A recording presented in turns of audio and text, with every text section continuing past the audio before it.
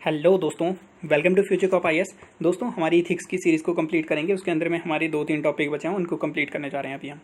तो स्टार्ट करेंगे ethics in human action. ये हमारे फर्स्ट वाले टॉपिक हैं जो स्टार्टिंग के अंदर टॉपिक थे, उसके अंदर में 2-3 टॉपिक बचे थे।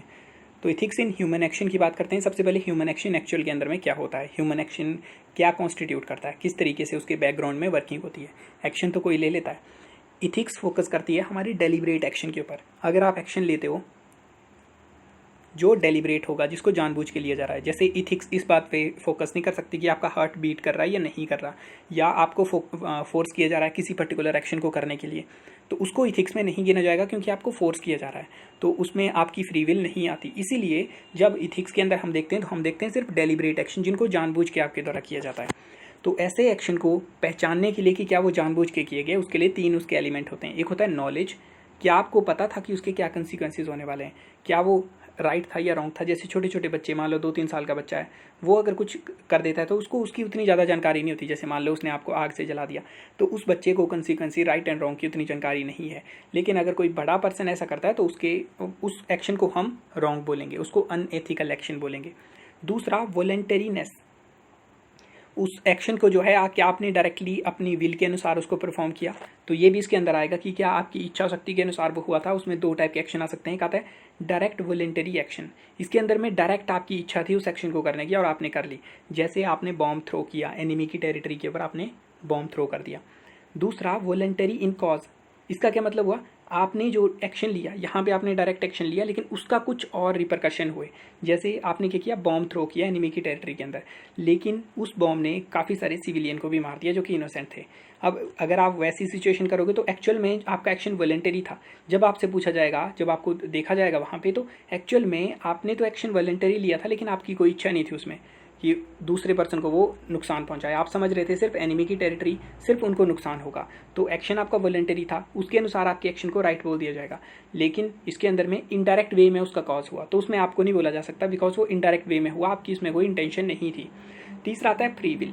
फ्री विल का यहाँ पे मतलब आ रहा है कि आपके पास में ऑप्शन होनी चाहिए। जैसे मान लो आप एक स्टोर के अंदर में परचेज करने के लिए जाते हो और वहाँ पे सिर्फ आपको एक कंपनी का सिर्फ एक ही कपड़ा है, तो आपके पास में कोई चॉइस नहीं, आप वहाँ पे जाके बोलेगे मुझे कौन से वाला चाहिए।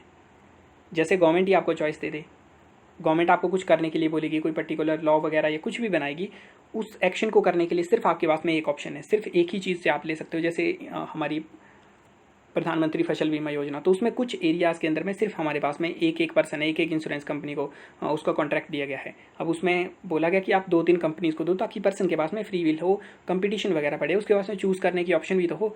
तो अगर आपके पास में फ्री विल ही नहीं किसी एक्शन को करने के लिए, सिर्फ आपको एक ही ऑप्शन है आपके पास में, तो फिर उसको आप एक्शन को डेलिब्रेट एक्शन नहीं मान सकते और उसको आप नहीं तोल सकते इस तराजू के अंदर में कि वो राइट है या रॉन्ग है। तो ये आता है ह्यूमन एक्शन। अब ये जो हमने 3 चीज़ें देखी, इनके अंदर में क्या प्रॉब्लम्स हो सकती हैं, किसी एक्शन को क्यों डेलिब्रेट नहीं बोला जाएगा या उसको हम राइट एंड रॉन्ग नहीं तोल पाएंगे, मतलब इसमें क्या क्या प्रॉब्लम्स आते हैं। तो इम्पेडिमेंट की बात करते हैं तो फर्स्ट है इग्नोरेंस। इग्नोरेंस सेम आ गया जो हमने देखा, नॉलेज ना होना।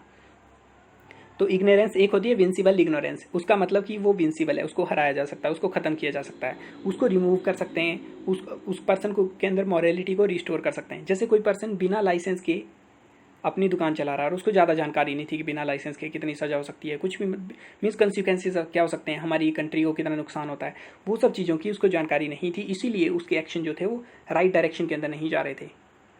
तो वैसी कंडीशन को, ह्यूमन एक्शन के ऐसे एक्शन को रोकने के लिए, उनको मॉरली रिस्पॉन्सिबल बनाने के लिए आप उस पर्सन को एजुकेट कर सकते हो, उसको थोड़ी बहुत पेनल्टी वगैरह लगा सकते हो, उससे उस पर्सन की इग्नोरेंस दूर हो जाएगी और इसको हम दूर कर सकते हैं। दूसरी आती इनविंसिबल।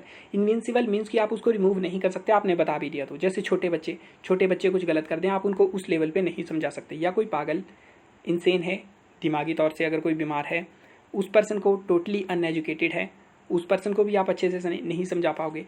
दूसरा आता है स्ट्रॉन्ग पैशन। तो जब भी आपके जो इमोशंस होंगे वो अनकंट्रोल्ड हो जाते हैं, स्ट्रॉन्ग इमोशन आ जाते हैं, जैसे लव का, हेट्रेड का, उस टाइप के अगर इमोशन आएंगे तो वो भी डिस्ट्रॉय कर देंगे आपकी वॉलंटरी जो आप बोल रहे थे उसको, वो डिस्ट्रॉय करेंगे। उसके अलावा फियर, अगर आप फियर के अंदर किसी एक्शन को ले रहे हैं तो वो भी आपकी ह्यूमन एक्शन जो हमने 3 कंपोनेंट बताए उनको डिस्ट्रॉय कर सकता है। फोर्थ आता है पैथोलॉजी। अगर आपको कोई बीमारी है, कोई सीरियस एलिमेंट है, तो उसमें भी आप जा सकते हो, चोरी वगैरह कर सकते हो या कोई और क्राइम कर सकते हो, तो उसके अंदर में भी आपके ह्यूमन एक्शन को आप डेलिब्रेट नहीं बोल सकते, उसके अंदर में प्रॉब्लम्स क्रिएट होती हैं। उसके अलावा कुछ डिटर्मिनेंट ऑफ इथिक्स के बारे में देखते हैं, ह्यूमन एक्शन के बारे में। इसका क्या मतलब हुआ? इसका मतलब हुआ कि अगर ह्यूमन कोई एक्शन ले लेता है, सबसे पहले तो वो डेलिब्रेट होना चाहिए। उसके लिए 3 कंपोनेंट हमने देखे। उन 3 कंपोनेंट में क्या प्रॉब्लम हो सकती है, उनको हमने नेक्स्ट जो स्लाइड थी उसके अंदर देखा क्या इम्पेडिमेंट हो सकते हैं उसके लिए।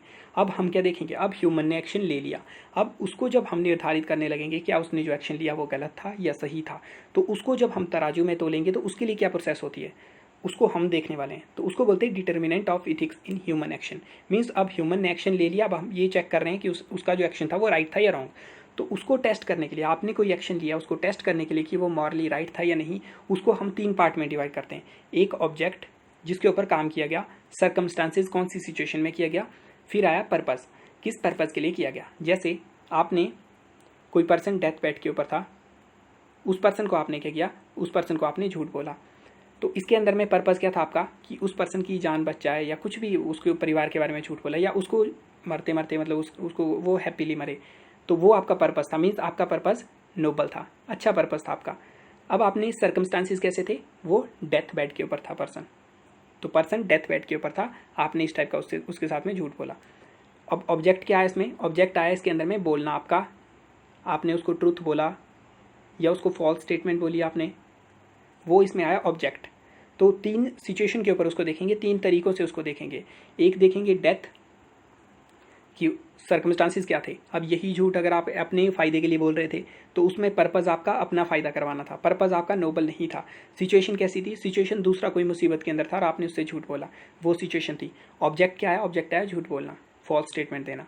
तो ऑब्जेक्ट, सर्कमस्टांसिस, पर्पस, 3 लेवल के ऊपर उसको देखते हैं। अब इसमें से हम एक एक के बारे में देखेंगे कि क्या ऑब्जेक्ट अगर अच्छा हो तो क्या सर्कमस्टांसिस और पर्पस के ऊपर उसका फ़र्क पड़ता है।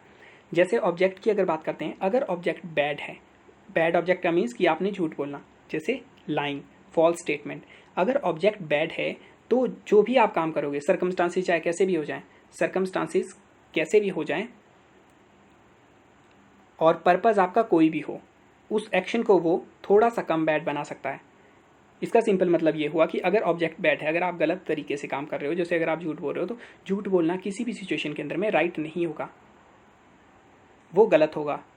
लेकिन अगर आप किसी अच्छे पर्पस के लिए झूठ बोलते हो, सर्कमस्टांसिस आपके फेवर में नहीं है, स्पेलिंग ठीक कर लेना, सर्कमस्टांसिस अगर आपके फेवर में नहीं है तो वहाँ पे आपको क्या फ़ायदा हो सकता है, वो जो आपका झूठ था, जो आपने गलत काम किया, वो थोड़ा कम, लेस गलत हो जाएगा वो, तो वो लेस बैड बन सकता है, लेकिन कंप्लीट उसको नेवर गुड नहीं बन सकता कभी भी वो। जैसे लाइंग लाइंग ही रहेगी, चाहे आप अच्छे के लिए बोलो बुरे के लिए बोलो। अगर अच्छे के लिए बोलोगे तो उसका मतलब वो काफ़ी कम बैड है। अगर गलत ऑब्जेक्ट ही आपका गलत है तो वो हमारा लेस बैड बन सकता है, लेकिन कभी भी गुड नहीं बन सकता। अगर ऑब्जेक्ट गुड है तो वो हो सकता है बैड भी बन सकता है किसी सिचुएशन में। इनको ढंग से सोचना तो आपको अच्छे से समझ आ जाएंगे।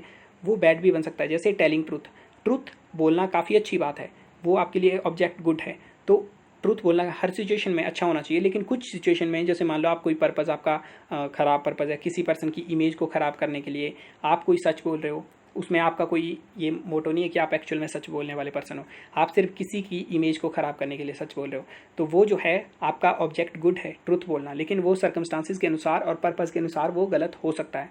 उसके अलावा कुछ ऑब्जेक्ट इनडिफरेंट होते हैं, मीन्स कि उनका कोई मतलब नहीं है कि वो राइट, अपने आप में वो राइट रॉन्ग नहीं होते। जैसे रनिंग, रनिंग अपने आप में राइट रॉन्ग कुछ भी नहीं है। रनिंग डिपेंड करेगी कौन से सर्कमस्टांसिस के अंदर में, किस पर्पज़ के लिए आप कर रहे हो। अगर आप भागोगे, कोई पर्सन आपके पीछे जा रहा है, अपनी लाइफ को बचाने के लिए अगर आप भागोगे तो उसको बोलेंगे हम मॉरल, रनिंग उसमें मॉरल बन जाएगी। अगर आप भागोगे किसी की लाइफ लेने के लिए तो उसको इमोरल बोलेंगे। तो इनको ढंग से सोच लेना, ये ईजी काफ़ी है लेकिन थोड़ा सोचना पड़ता है, उसके बाद में अंडरस्टैंड होता है क्या हो रहा है यहाँ पे। दूसरा था सर्कमस्टांसिस। सर्कमस्टांसिस में डिपेंड करता है कौन सा एजेंट है वहाँ पे। मीन्स अगर बच्चा लाई कर रहा है, छोटा बच्चा लाई कर रहा है तो उसको हम अनएथिकल नहीं बोलेंगे, लेकिन मैच्योर पर्सन अगर सेम काम करेगा उसको अनएथिकल बोलेंगे।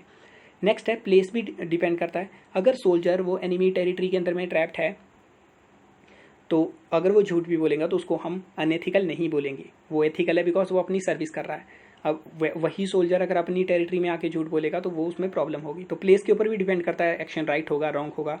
टाइम के ऊपर भी डिपेंड करता है, क्योंकि इथिक्स जो था वो कल्चर के अनुसार चेंज होती रहती है।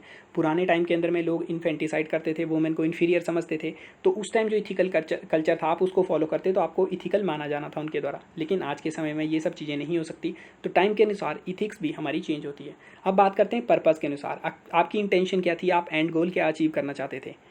तो इसके अंदर में बोला जाता है इफ पर्पज़ इज़ गुड, अगर पर्पज़ आपका अच्छा है तो कई बार जो नेगेटिव चीज़ें होती हैं वो भी थोड़ी अच्छी बन सकती हैं। जैसे आप लाई कर रहे हो अपनी कंट्री को प्रोटेक्ट करने के लिए, सोल्जर लाई कर रहा है दूसरी कंट्री के अंदर जाने के लिए, लेकिन अगर पर्पज़ ही बैड है तो आप किसी भी तरीके से जाओगे वो बैड ही होगा। अगर आप कुछ गलत ही कर रहे हो, अगर आप किसी को मारना ही चाहते हो तो वो तो आपका पर्पज़ ही गलत है, आप किसी भी तरीके से करो वो गलत ही रहेगा। फॉर एग्जाम्पल, आप किसी पुअर पर्सन को ब्राइब कर रहे हो, पैसे दे रहे हो उसको क्राइम कमिट करने के लिए, तो आपका इसमें पर्पज़ गलत है। इसमें आप जो मेथड अपना रहे हो, पुअर पर्सन को आप पैसे दोगे, मतलब उसको पैसे दिए जाएंगे तो पुअर पर्सन का भला होगा इसमें, आप बोल सकते हो, लेकिन उसका जो आपका मेन एम है वो गलत है, तो उससे आपका पूरा एक्शन गलत हो जाता है।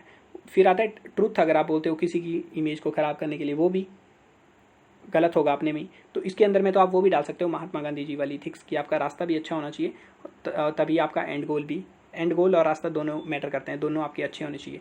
आप किसी भी अच्छे गोल को गलत मीन से अचीव नहीं कर सकते, जैसे हमारी फ्रीडम स्ट्रगल की बात करेंगे तो मिलते हैं नेक्स्ट वीडियो में, देखेंगे ethics in private and public relation.